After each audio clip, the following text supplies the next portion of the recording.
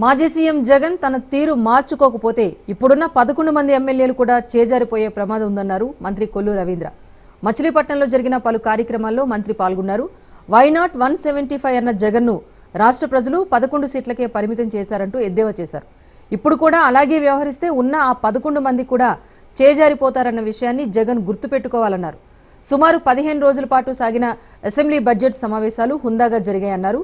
ప్రతిపక్ష హోదా ఇస్తేనే అసెంబ్లీకి వస్తానన్న జగన్ తన పార్టీ ఎమ్మెల్యేలను దొంగచాటుగా అసెంబ్లీకి పంపించి సంతకాలు పెట్టించడం సిగ్గుచేటన్నారు.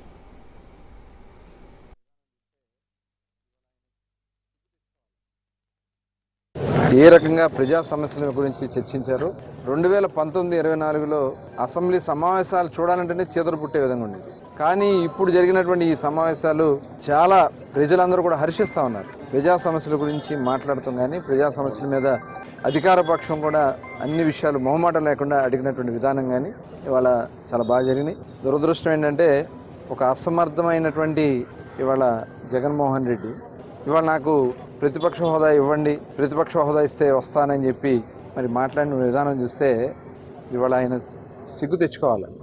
ఇవాళ మీకు ప్రజలు వల్ల ప్రతిపక్ష హోదా అనేది మేము ఇచ్చేది కాదు, లేకపోతే ఇంకోటి ఇచ్చేది కాదు. ప్రజలు మీకు కేవలం 11 సీట్లు చాలరా అని చెప్పి మేము కూర్చోబెట్టారు. మీరు వచ్చి ఆ 11 సీట్లో కూర్చొని మీరు అడగాలి. ఏదైనా ఉంటే దొంగతనంగా వచ్చి సంతకాలు పెట్టడం.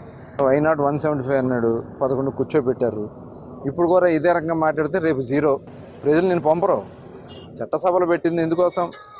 చట్టసభలు ఉన్నది ప్రతి ఒక్కరికి హక్కు ఉంది. ఇవాళ 11 మంది కూడా జారిపోతారు. గుర్తుంచుకోండి జగన్మోహన్ రెడ్డి గారు. మీరు ఇదే రకంగా మీ చెప్పు చేతలో ఉండాలని అనుకునే విధంగా వ్యవహరిస్తే ప్రజలు చీకొడతారు. ఖచ్చితంగా వాళ్ళు ఆ 11 మంది కూడా జారిపోయి సభలకు వస్తారు. అందుకనే వచ్చి దొంగ సంతకాలు పెట్టి వెళ్ళారు. చూశారు కదా, ఎమ్మెల్సీ ఎలక్షన్స్లో క్యాండిడేట్లు కూడా పెట్టుకునే దమ్ము లేదు మీకు. లేదు అసలు.